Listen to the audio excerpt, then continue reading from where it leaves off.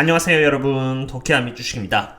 오늘은 스킬즈에 대해서 알아볼 건데요. 스킬즈는 보시다시피 고점 대비해서 80.54% 정도 폭락을 했고요. 제가 라이브를 하는 동안에 많은 분들께서 힘들어 하시는 것 같아서 이렇게 팔로우와 분석을 준비하게 되었습니다.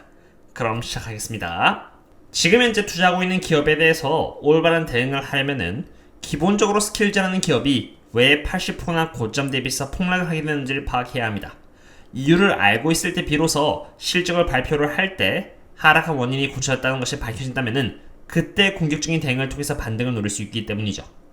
가장 먼저 투자자들이 스킬즈에 대해서 달갑지 않은 시선을 보내고 있는 이유는 여기 이 부분입니다.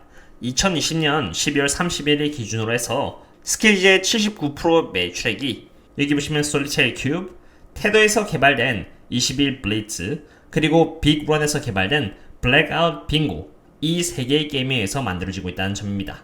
참고로 솔리테리 큐브는 이거고요. 이것이 21 블리츠, 그리고 블랙아웃 빙고는 이렇게 생겼습니다. 여러분들 빙고 아시죠? 이 문구가 의미하는 바는 방금 제가 보여드린 세 개의 게임 중에서 하나라도 대중들로부터 인기를 잃는다면 스킬즈의 매출액은 매우 빠른 속도로 무너질 것이라는 리스크가 있다는 것을 의미합니다.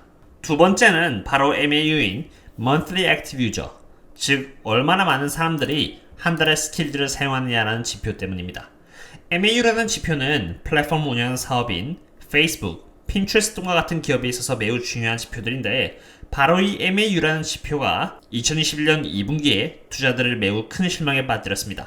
실제로 2020년 2분기 대비해서 MAU는 하락했다는 것을 이렇게 볼 수 있습니다. 2021년 2분기는 2.4였는데 2020년 2분기는 2.5니까 줄어든 것이죠. 세 번째 이유는 바로 높은 마케팅 비용입니다. 일반적으로 성장주의 경우는 대부분 자사의 기술력을 높이기 위해서 R&D에 집중적으로 투자하는 것이 대부분이고 그것이 바로 옳은 방향으로 간주가 됩니다. 스킬즈가 투자하는 R&D 비용은 2021년 2분기에 약 10.13밀리언 달러로 전체 매출액 대비해서 11%밖에 되지 않습니다. 영업비용은 이렇게 높은데 R&D의 비용이 고작 10밀리언 달러라면 나머지는 어디에 투자되고 있을까요? 바로 여기 세일즈 앤 마케팅 부분인 SG&A에서 124.95밀리언 달러가 나가고 있으며 이것은 전체 매출액의 100%를 훨씬 웃돋는 비용이라는 것을 볼 수 있습니다. 문제는 이렇게 많이 세일즈 앤 마케팅에 투자가 되고 있음에도 불구하고 정작 스킬즈 플랫폼을 사용하는 지표라고 할 수 있는 MAU가 성장하지 않는다는 점입니다.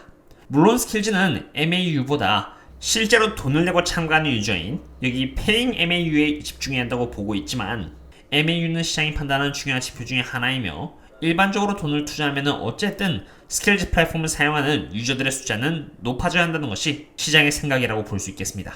또 다른 이유로는 울프백에서 스킬즈에 대한 공매도 리포트 때문이기도 한데 이 부분은 언급한 적이 있으니까 따로 또 언급을 하진 않겠습니다.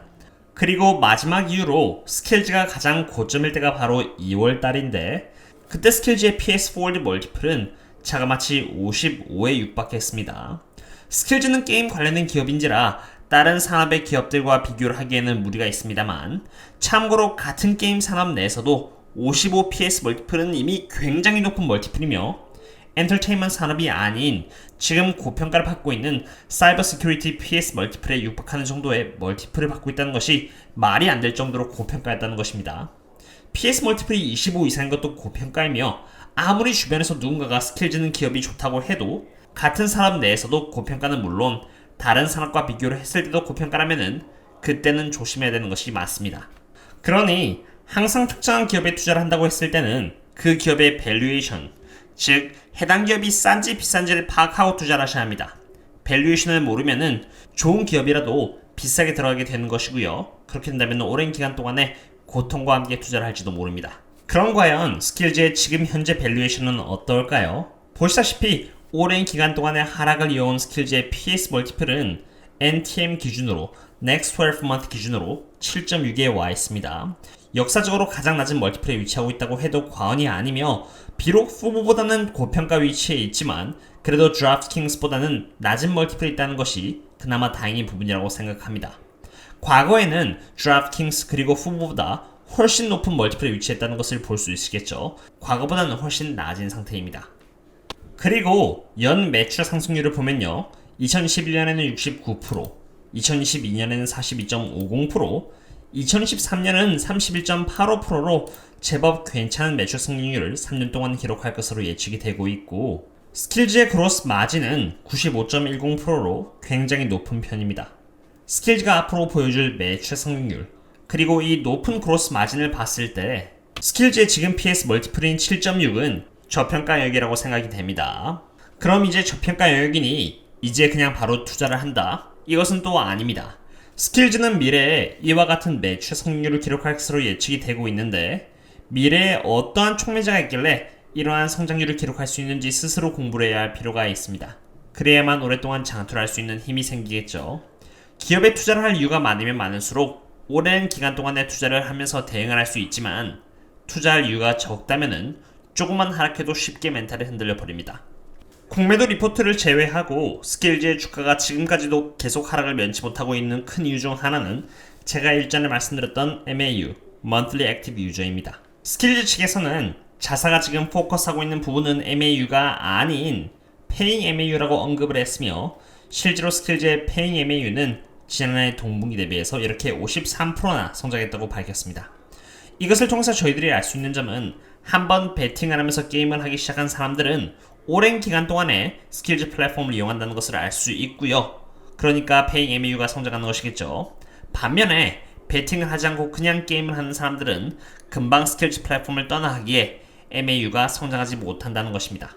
솔직하게 말해서 가장 많은 매출에 기여를 하고 있는 게임 중 하나인 이 카드 게임도 만약 베팅을 하여 승자가 돈을 얻어가는 방식이 아니었다면 큰 재미가 없었을 것 같긴 합니다. 그럼 여기서 스킬즈는 MAU를 높이기 위해서 어떠한 노력을 하고 있을까요? 가장 효과적인 방법은 새로운 게임들을 유치해서 사람들을 플랫폼 내로 유입시키는 것입니다. 테트리스 클래시, 히든 픽셀의 풀 페이데이, 그레이스퀘어 게임의 도미노 골드, 그리고 플라이 메카닉스의 빅버그 헌터가 있습니다.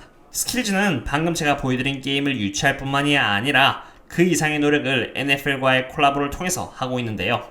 NFL과의 파트너십을 통해서 게임 디벨로퍼들을 대상으로 토너먼트를 열어 우승하는 게임을 NFL이 프로모션 해주고 스킬즈가 자사의 플랫폼에 유치를 하게 됩니다. 참고로 우승하는 게임이 런칭되는 기간은 2022년 NFL 시즌과 일치합니다. 그리고 여기서 멈추지 않습니다. 2021년 8월 2일날 기사에 따르면은 스킬즈는 엑싯 게임스와 이렇게 파트너십을 맺었고요.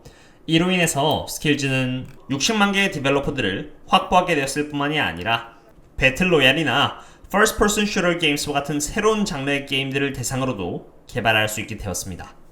이렇게 많고 다양한 게임을 유치하는 한편 NFL 시즌과 일치하는 기간대에 새로운 게임을 런칭하게 되면은 거대한 프로모션 효과가 생길 것이고, 이로 인해서 지금까지 큰 하락의 원인 중 하나였던 MAU가 개선될 수 있을 것이라 생각됩니다. 다음으로 스킬즈가 투자들로 하여금 안 좋은 시선을 받고 있는 이유 중 하나는 마케팅 비용이라고 말씀을 드렸는데요. 다행히도 스킬즈는 이러한 문제를 인지하고 마케팅 비용까지 줄이려고 노력을 하고 있습니다. 그것의 일환 중 하나가 바로 디맨드 사이드 플랫폼이라고 알려져 있는 아키의 인수인데요. 지금까지 스킬즈는 세일즈 마케팅을 하기 위해서 다른 DSP 광고 기업을 통해서 광고 자료를 비딩해서 이렇게 광고를 하고는 했는데, 이제는 DSP 광고 기업 자체를 구매를 했으니 상대적으로 광고 비용은 줄어들 수밖에 없습니다. 실제로 웨드부시의 마이클 패처는 스킬즈가 아키의 인수로 인해서 스킬즈의 평소 광고비에서 20%에서 30%는 아낄 수 있다고 했습니다. 어떠셨나요, 여러분? 여러 구독자님들의 요청으로 스킬즈에 대한 분석을 해보았는데요. 요약해서 말씀드리자면은 공매도 리포트 부분을 제외하고 지금까지 이렇게 스킬즈가 많이 떨어진 이유는, 첫 번째는 바로 Monthly Active User인 MAU, 두 번째는 세일즈 앤 마케팅 비용, 그리고 세 번째는 바로 이 고평가라는 이유에서였습니다. 그런데 지금 스킬즈는 그래도 제법 저렴해졌고요. 지금 Monthly Active User는 스킬즈가 공격적으로 새로운 게임을 유치하고 있기에 미래에 오를 수 있을 것이라고 보여집니다. 그리고 마케팅 비용이 점점 줄어듦에 따라서 스킬즈의 펀더멘탈 또한 개선될 것이라고 보여집니다. 이러한 부분들이 종합적으로 스킬즈의 매출 성장률을 높이는 데 일조할 것이고, 실제로 애널리스트들이 예측한 대로 스킬즈가 매출 성장률을 실적을 통해서 이렇게 보여준다면은 앞으로의 주가는 많이 개선되지 않을까 생각됩니다. 다시 말씀드리지만 실적을 통해서 결과가 나와야 하므로 스킬즈의 경우는 반드시 실적을 통해서 MAU라든지 마케팅 비용이 실제로 줄어드는지, 그리고 매출 성장률은 좋아지고 있는지, 이러한 부분들을 체크해야 한다는 점을 강조드리면서 이번 분석을 마치도록 하겠습니다. 다음에 또 다른 분석과 함께 찾아뵙도록 하겠습니다. 다음에 또 만나요. See you later.